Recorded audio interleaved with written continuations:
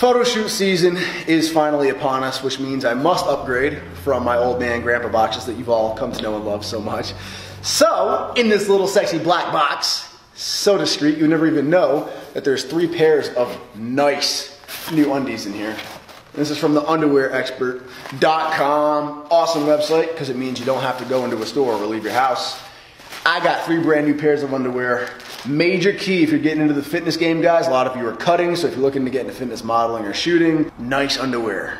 Or if you just want to look good when you're peeled down at night, that too. So I got, first and foremost, black Moss Mans with the white band and the red accent. I got black Jack Adams with the silvery white accent, which is really sleek.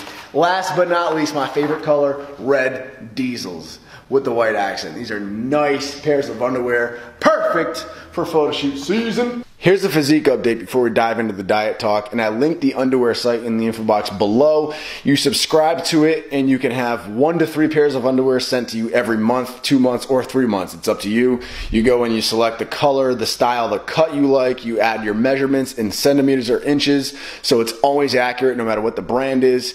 You can even add socks to your order. You can change your order up at any time. It's super flexible, super convenient. On their site, you'll see the button that says Get Started. That's how you start up your own subscription. But in the top bar, there's a button that says Gift the Club. That's how you set someone else up for a Christmas gift.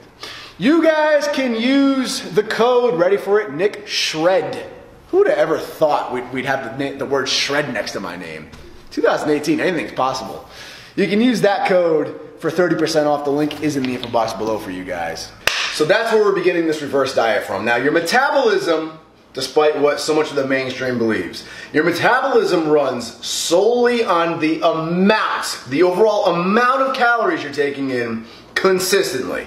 So it's not how frequently you eat. You can't stoke the furnace by eating 6 or 8 small meals a day. Most of you know this by now. Eating breakfast in the morning does not fire up your metabolism. You can't adjust your metabolism like a thermostat on a day-to-day basis by stupid little things like that. Your metabolism runs on how many calories overall are coming in consistently. It takes, I think, roughly around 2 weeks or so to even start to create some change in your metabolism by changing your diet. So knowing that, how does a cut work? We cut by going into a caloric deficit, right? We start off dropping 300 to 500 calories, okay? Now suddenly we're in a deficit. Our body's, starvation mode. We start burning that fat, we start dropping the weight. But eventually our body senses, okay, we're taking in less food now. Let's slow the metabolism down. Stop burning off so many calories. We don't have as many coming in. Budget the calories. And it slows down and it adapts. And suddenly that 500 calorie deficit, that's your new maintenance now. That your metabolism just lowered itself there. To adapt, to stop losing weight because it doesn't want to starve itself to death. That's when you need to go in and adjust again and add more of a deficit.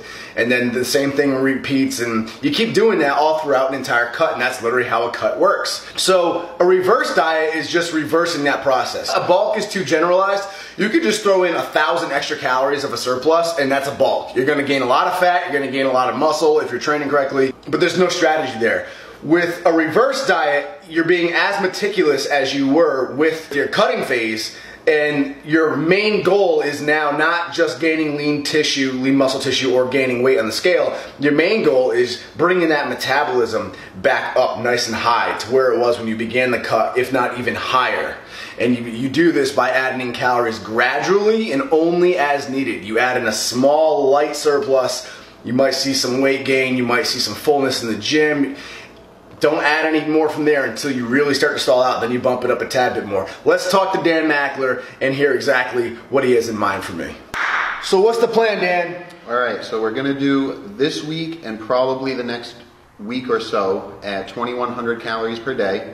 We're keeping protein at 220 grams of protein. We're increasing carbs to 120, and in order to do that, we had to sub out some fats. We're still at 82 grams of fat, and we're aiming for more than 25 grams of fiber. Our goal is we're going to hopefully increase calories as needed every few weeks. When the scale stops moving, we're going to increase them all in increments of 160, and it's going to be 40 grams of carbohydrates each time. I look forward to it. Stay tuned. You saw the work Dan did with me on my cut, and I'm excited to work with him in a lean gaining phase. This is my first time ever taking a lean gaining phase super seriously. It's always been cutting or just heavy bulking, so this will be really exciting. If you guys are looking to get your diet done, you want to take on a really good coach, you can email Dan at danmactraining@gmail.com. I put his email in the info box below for you guys.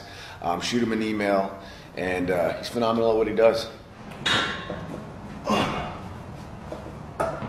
Common question I'm getting from those of you who have downloaded my lean strength program and are just beginning it is, if the percentages in week 1 feel really easy for me, should I go a little bit heavier?